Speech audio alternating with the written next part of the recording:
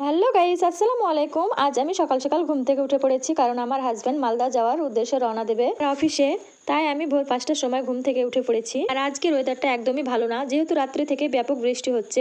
এই বৃষ্টির মধ্যে আমার হাজব্যান্ডকে কষ্ট করে যেতে হয়েছে, কারণ আজকে ও রিপোর্ট জমা দেওয়ার আছে। তাই ও আজ না খেয়ে সকাল সকাল বেরিয়ে পড়েছিল। আর ও যাওয়ার পরে সকালের বাসি কাজ সেরে সকালে নাস্তা করে আমি রান্নার জন্য বসে গিয়েছি। এখানে দেখতেই পেলে আমি পটলের খোসাগুলো ভালোভাবে ছাড়িয়ে নিয়েছি, আর এখানে আমি ডিমগুলোকে সেদ্ধ করে তারপর আমি ভেজে নিচ্ছি এভাবে হালকা। এখানে ব্লেন্ডারে দেখতেই পেলে আমি মশলাটাও রেডি করে নিয়েছি।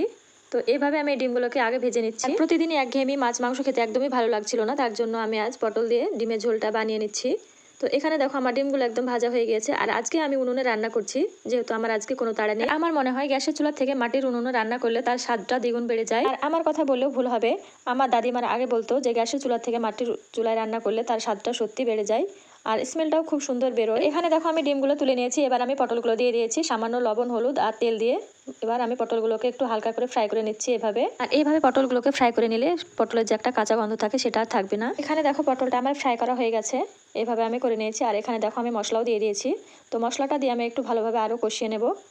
আর এই দেখো এখানে আমি ঝোলের জন্য পানিও দিয়ে দিই। আর এখানে আমি পটলটাকে 4 থেকে 5 মিনিট মতো ফুটিয়ে নেব, তাতে আমার রেডি হয়ে যাবে ডিম আর পটলের ঝোল। আর তোমরাও চাইলে আমার মতো করে এভাবে ডিম আর পটলের ঝোল বানিয়ে দেখতে পারো, অবশ্যই ভালো লাগবে, ভীষণ টেস্ট হয়েছিল। আর এখানে দেখো ডিম আর পটলের ঝোলটা আমার একদম রেডি, আর সুন্দর একটা স্মেল বেরিয়েছে। আর উপর দিয়ে আমি একটু গরম মশলা দিয়ে দিয়েছিলাম।